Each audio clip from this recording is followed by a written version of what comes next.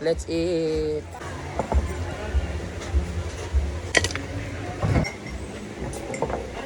Gini mo?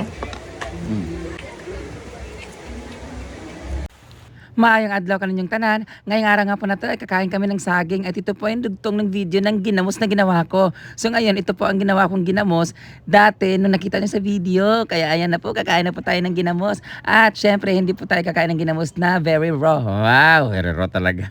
Hindi po tayo kakain ng hilaw na ginamos kasi kakain po tayo ng ginamos na gigisahin ni Jigjag. Ayan po ang perfect na partner ng ginamos dito sa amin sa probinsya.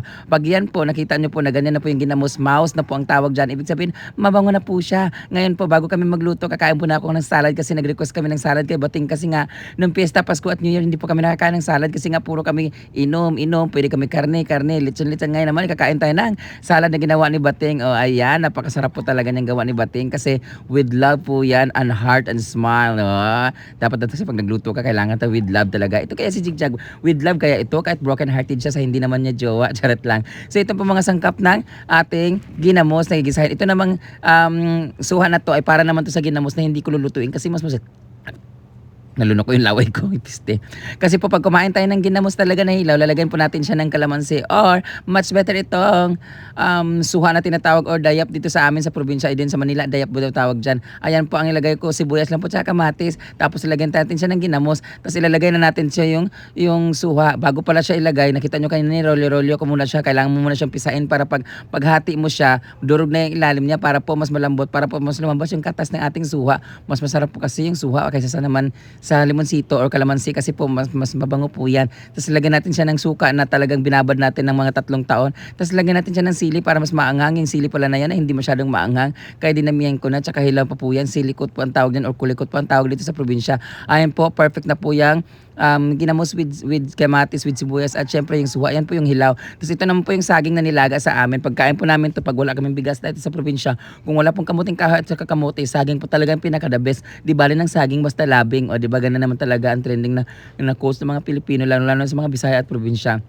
Di bali ng saging, basta labing dahil saging lang may puso. So ito na, dami po palang mantika na nilagay natin dyan. Mas masarap po yung mantika ng baboy na ilalagay mo dyan. Muntik na talagang matapon yung kumukulong mantika. Ito po pala ilalagay natin yung sibuyas na marami. Siyempre ilalagay na rin natin yung bawang. Pagkalagay ng bawang, ilalagay na rin natin yung kamatis. Kasi yung kamatis kailangan talaga niya na talagang latang-lata talaga yung kamatis at napakasarap niyan. Tapos para mas maanghang talaga at maniut-nuot talaga at para lumabos talaga yung almoranas mo talaga. Kailangan mo ng maraming sili pero takot yung iba kaya dinalagay ng sili ni Jagjag na marami.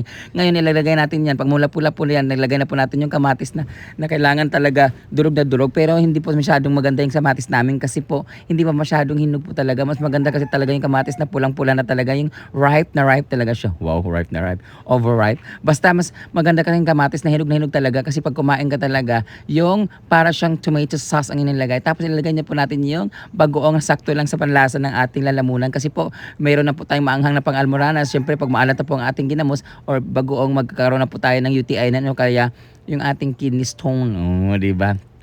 So dapat taktong-takto lang po talaga. Tapos timpla mo lang siya ng konting magic sarap po kaya betchin para naman po mag-blend sa kanyang alat naman po yan. Ayan, mas masarap po siya. Tapos lagyan po siya ng onion leeks. Onion leeks kapiyason. Lagyan po natin siya ng sibuyas down. Tapos pakuluin lang natin siya ng konting-konti. Tapos tapos na po siya. Masarap na po yan. Ayan na po, nakita niyo po. Agay! Kalami. Kaya sa ginamo shoutout sa mga Bisaya dyan na naglalaway. So ayan, parisan na natin saging. Kain po. Laway-laway.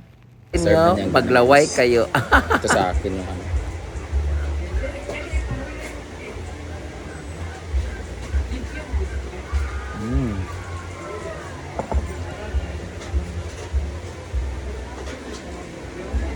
Ang kajigjag eh.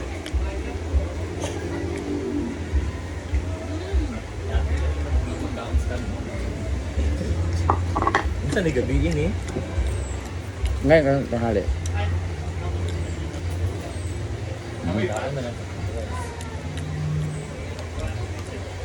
Iba talaga pag ano.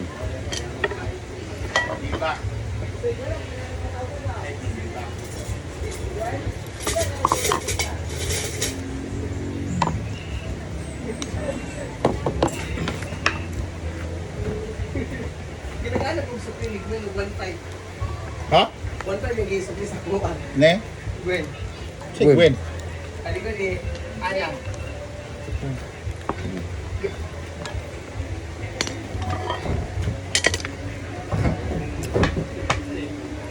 daw sa gatag ko para sa kuan.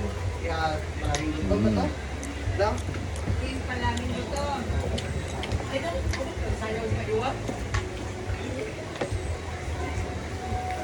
Sa inyo mo siya.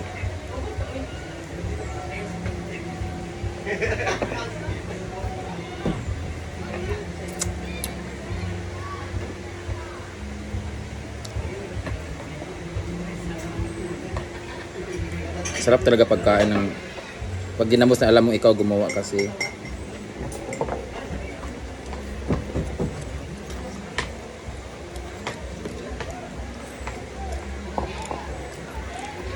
Imo aning gini mo?